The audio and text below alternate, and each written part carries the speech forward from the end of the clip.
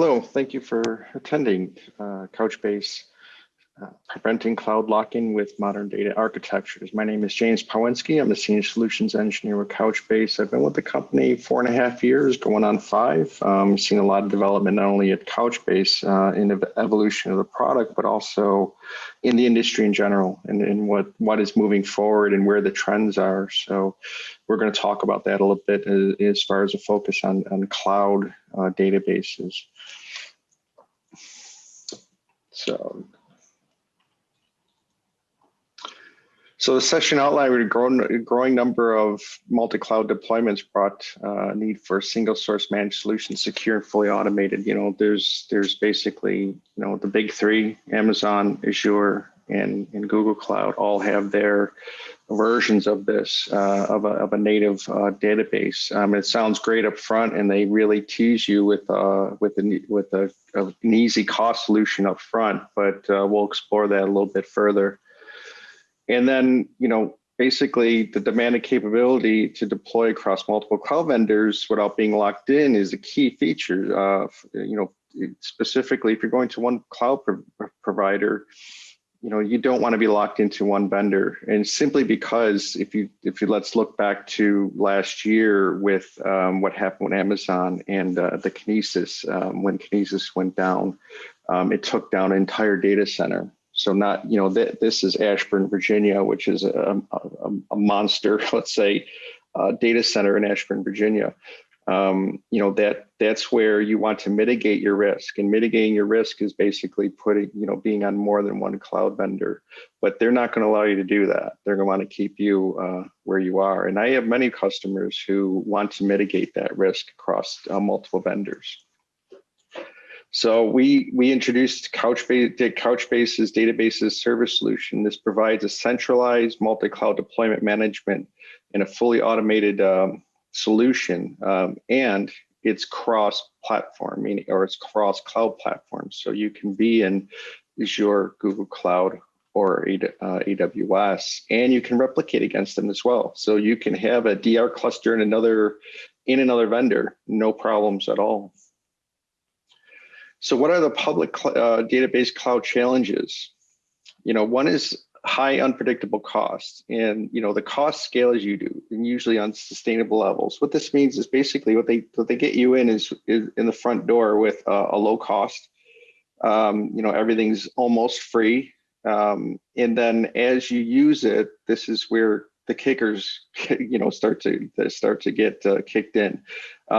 Provision capacity increases predictability, but offers no savings. Base pricing calculated operations per second and result complex deployments usually pay more.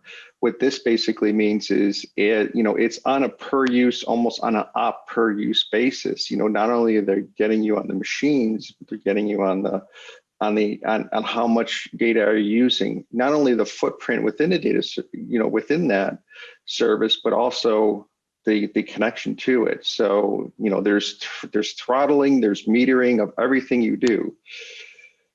And then basically base prices, is calculated upon that operations per second. So example is multi-regional deployments use bandwidth requirements, push costs geometrically, or almost exponentially higher. So data items, above 400K are typically prohibited, and transmission spike after the first KB that's transmitted. So public web service charge fees upon up to 7 different usage model metrics. So they're getting you at every angle. They've thought of every angle to get, to basically charge you for it.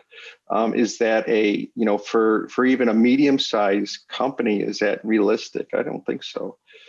So vendor lock-in is another key point. As I mentioned before, we talked about, what Kinesis last year, with Amazon, this is a tight integration with native access to tools, and that's a really great feature. The service buses, the AWS service bus, the Azure service bus, to Power BI, to Lambda, all these things. It's great for sure. Yeah, it works really well. But everything underneath is 100% proprietary. Even the replication on-premise data can be complicated due to unique cloud-specific data models. So even if you're in a specific solution, or let's say you're in a database like, Cosmos, and you want to get out to something like SQL Server, there's that ETL across, and that's not going to be cheap, and that's not going to be, that's going to take some work to get that working. Regardless of where you move your data, you'll need consultants to get everything out of a native cloud database. So moving your data out of one public vendor to another cloud vendor requires re-architecting a solution, the operations, the code change. Your code will change, how you do things will change. This is an exponential cost factor for moving. And then committing to a native cloud data center means also committing to the cloud vendor pricing model. You're locked in. You have no choice. They can basically raise rates. They can basically say, okay, if you're going to go from 3,000 ops per second to 10,000 ops per second, here's the additional fee. And let's say that you're in a high traffic situation that happens for only a certain time period. I know that they have, they have easy ways of increasing your bandwidth, but you need to be predictive. You got to know when this is going to happen. And then basically you don't want to pay for having, 100,000 ops per second when you don't need it, when your normal use case is 20,000, for instance. And you'll have to basically, accordion that cost over and over. And is that predictable? Not really, no. And so your costs go unpredictable. It's simple at first, as I mentioned before. They provide a really great intro to everything, a really simple pricing model. But, as you do things more sophisticated, more services, a bigger footprint, it's where, it becomes increasingly complex. And so the public cloud support, the support is okay. But in the service team, okay. But, typically to get their attention, they have many customers. To get their attention, you need to be a very big customer. And they rarely, and there's rarely one person who knows everything, as this list shows. So, public DBs, public cloud DBs alone are simple from usage point of view. They get sophisticated as you do more services and as your data set grows. But, in truth, no one uses them alone, and you got to mitigate risk, and that's the biggest thing. So what is Couchbase? We'll go through what is Couchbase, and then we'll go through what is the cloud offering that we have. So basically, Couchbase is, we call it, from a marketing term, NoSQL database, or NoSQL database. So it's enterprise multi-cloud NoSQL database. We're cloud native. We have a distributed architecture. We can basically then segregate services on specific nodes, so you can scale as needed for that particular service. We have SQL for NoSQL called Nickel. It's ANSI 92 compliant SQL with extensions for JSON. And then cloud to the edge, we basically have another mobile solution that can be on Java, .NET, Android, iOS. So it can be in a web application. It also could be in a mobile application where you have a storage that's sort of like a mini Couchbase JSON store with Nickel capability, with some machine learning capability, with KV capability, or basically document or key value operations at the handheld or on the web application level that can sync offline and online. So what is Couchbase from an architecture point of view? So that we call this the pie chart. Basically, it's almost a history starting from the inside and working out. So from the inside, you have basically that red portion, and that red portion is the core functionality. And this core functionality is memory first, elastic scalability, persistence. We have transactions and replication. So why is that the core? Well, the core is basically in 2010, two companies merged. One was called Membase, another one was called Couch One. Membase was Memcached enterprise version, and Couch One was CouchDB's enterprise version. Basically, we merged in 2010. And not only was that a fiscal merge, but that was also a technological merge. So we basically pulled out everything, Couch One did, and put in Membase, or a key value engine. So now you have a key value engine, in-memory cache key value engine, and then a layer on top, which is a document store. So what this means is that in this evolution happened, over, probably a few years. 2012 is when it really starts, when 2012, 2013, when that integration was complete. And then we had basically, in the end, we are a managed cache key value store. That is also a document store. Now, that's where this red portion is. We do multi-document transactions. We can replicate across clusters. We're doing node for node replication. Persistent to disk, that's the Couch One days. Elastic scalability comes with that Couch One technology. So we have that integration. So basically, Couch One plus Membase is Couchbase, and that's where the name comes from. But that's also how we architect things. But also when we re-architected what this optimal NoSQL database would be, we said, well, let's take this a step further and let's make it event-driven and stateless.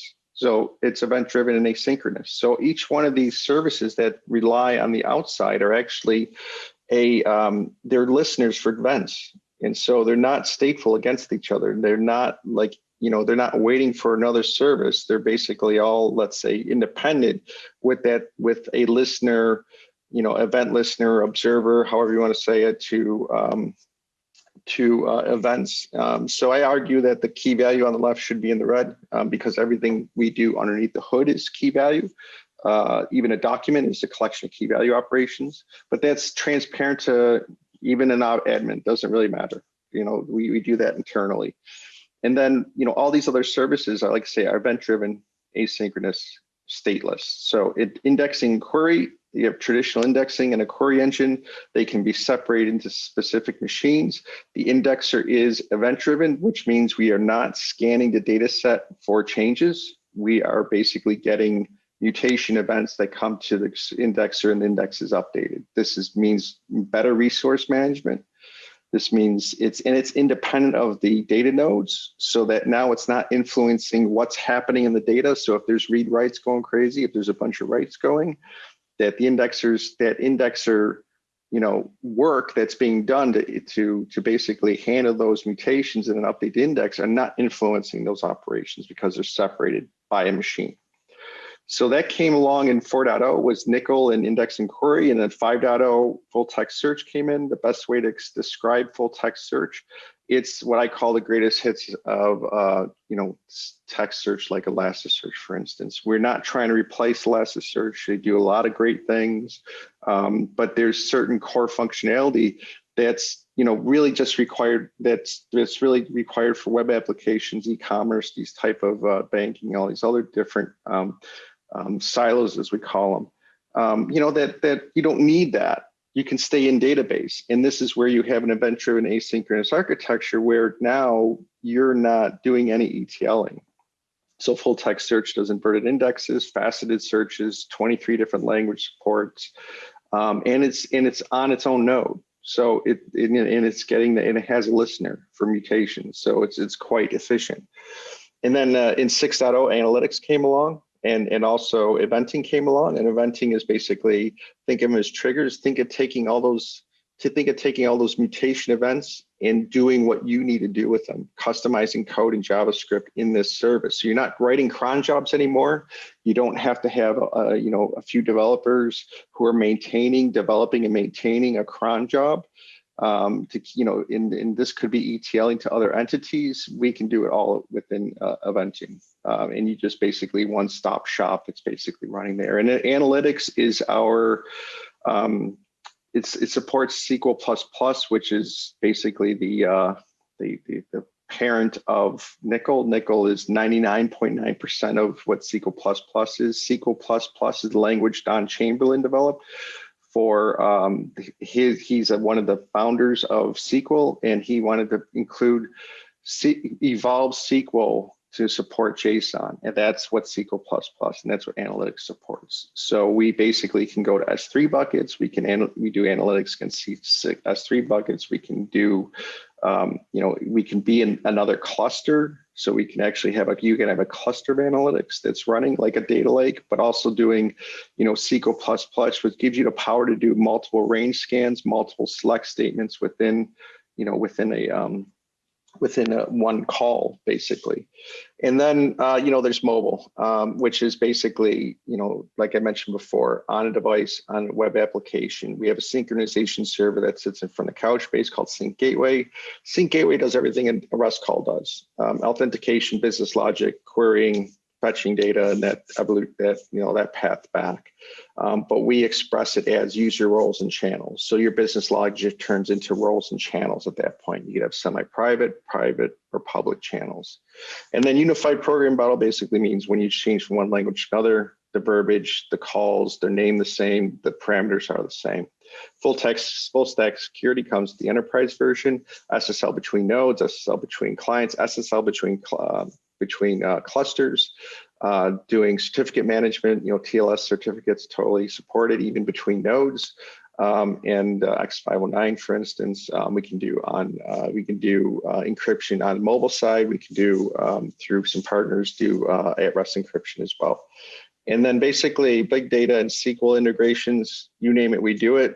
Kafka, Spark, Elasticsearch, we have, plugin for almost any solution, and even ETL products like Talend, Informatics, for instance.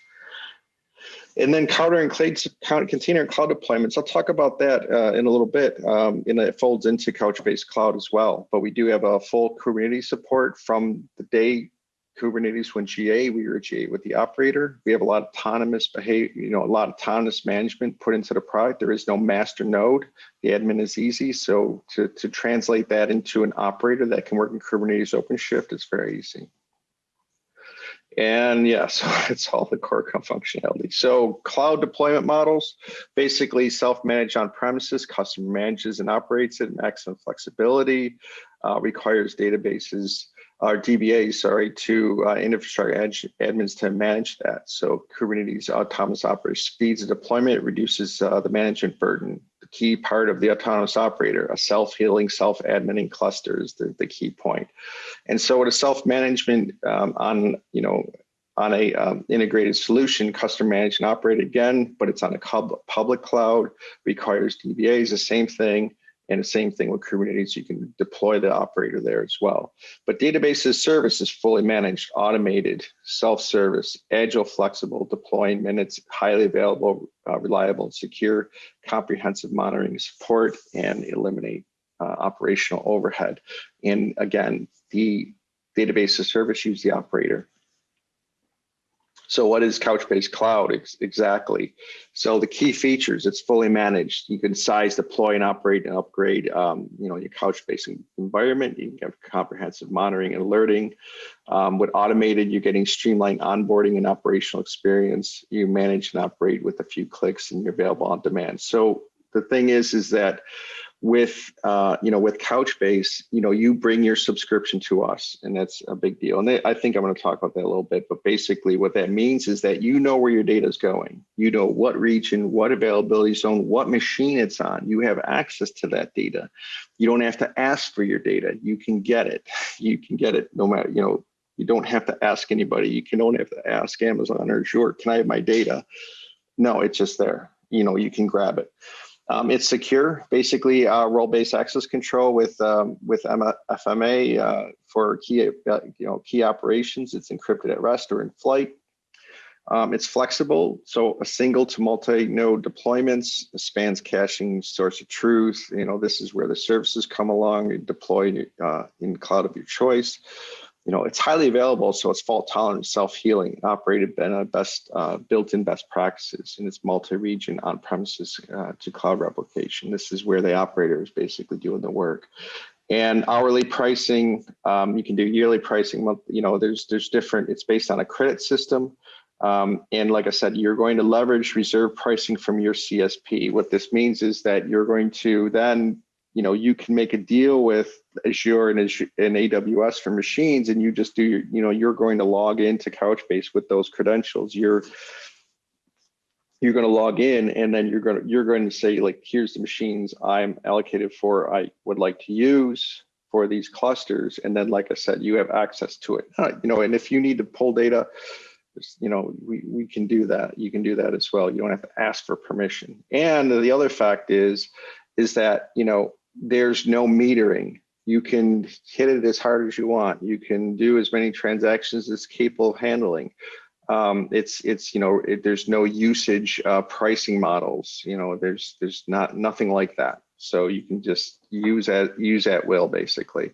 So what is the autonomous operator, the backbone of everything? So, this example here, we have Kubernetes, the operator, and Couchbase. So natively, Kubernetes doesn't understand Couchbase, and Couchbase doesn't understand Kubernetes, right? There needs to be an arbiter, or basically an application in between there, and that's what the operator does. The operator has best practices coded in for Couchbase, but it also talks Kubernetes. So imagine that, if, let's say, a node is in a failing over state, it fails over, the operator can see that a node failed over.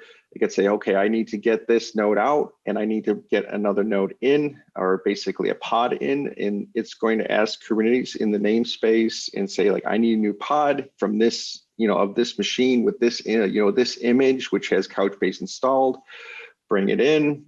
And then the operator takes over, then include that into the Couchbase cluster, rebalance, and make that pod active. And this is all happening without any human intervention at all.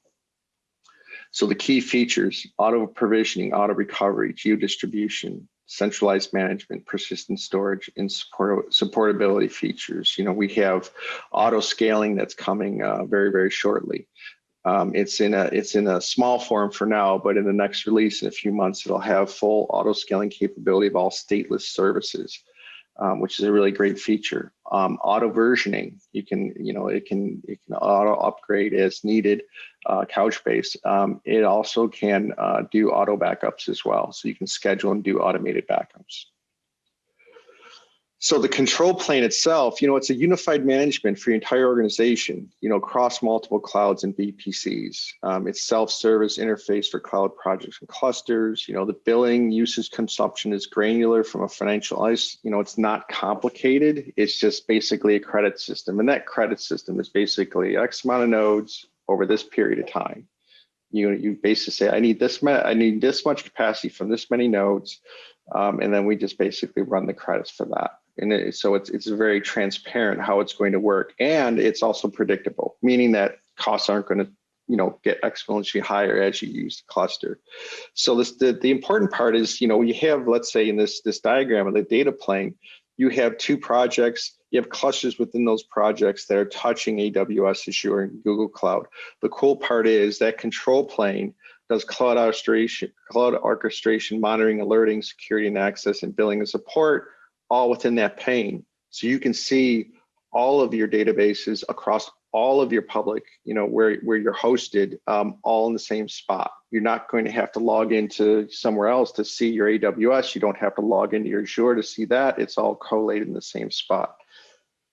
And replicating against it. That's also another key point, that with XDCR, cross data center replication, you are basically then just replicating to the other cluster, and there's no, it's just basically getting the data there. We do not charge for that at all. So you can replicate called XDCR. And that's where you can have a DR cluster and another service provider. So we have a management plane, AWS, we have the VPC, we have the data plane, we have the application touching it, same thing with Google Cloud, same thing. And then, basically with Azure, the same thing. That data plane has a single plane of management, and that's all the operator running. So that's the power of it all. So what makes, Couchbase Cloud unique? It's the most powerful NoSQL database. Like I said before, it's a key value, managed cache, very fast, sub-millisecond response, maybe 500 microseconds, 200 microseconds. Doing documents as well, up to 20 megabyte size documents. So we have that document, we do Nickel, the search, the analytics, everything, that whole ecosystem comes along, and it's all integrated together, and it's all stateless and asynchronous. The data is secured and isolated within the customer's virtual cloud environment. You have access to your data. You have not only that, but you are actually then managing the access to it. You have on-premises to cloud replication. I have customers doing that right now. They have an on-premises solution, and they have DR in a cloud that goes to a data lake, like Azure, GCP, or AWS. Totally doable, totally easily to manage. That single pane of glass of management for multi-cloud deployments. And then, the best price and performance model. There's other competitors that are providing, databases as a service, but the, I'll be perfectly honest that the rumor is that, you know, they're hosted on a specific public cloud, and then they're basically getting, you know, instances at a very, very reduced cost, but they're making profit off of, you know, marking up that image to the end customer. So they're not only making money on the licenses and the usage, they're making money on reselling instances. And that's just not fair, really, honestly. So what is next is basically, you know, you can kickstart your cloud journey. You know, you can learn more about it. We have, you know, we have Couchbase products and clouds. You can touch that. You can go to, you know, you can try out cloud. We do have you can do development. You know, we can, if you contact sales, we can set up with a trial, you know, month-long trial of it if you'd like to try it out. And then we can have hosted machines, or you can bring your VPC, 30 days free trial. You know, you engage with us. There's, you know, some YouTube, there's forums as well to answer questions. So I appreciate your time. I appreciate, you know, appreciate your time and your attention. And thank you very much. And if you have any more questions, you can email me, or you can see the websites in the previous, you know, you can contact us anyway. And like I said, you know, there's you know, the Couchbase is basically, you know, that the holistic solution, the end all solution. And when you talk about cost, we're talking about, you know, typically creating data stack, you know, not creating database stacks, you know, have a managed cache to document stored to some BI. You know, this is where Couchbase does it all. So one source, one set of licenses, one set of support, one set of code, one thing to learn is the power of it all. So thank you very much, and bye-bye.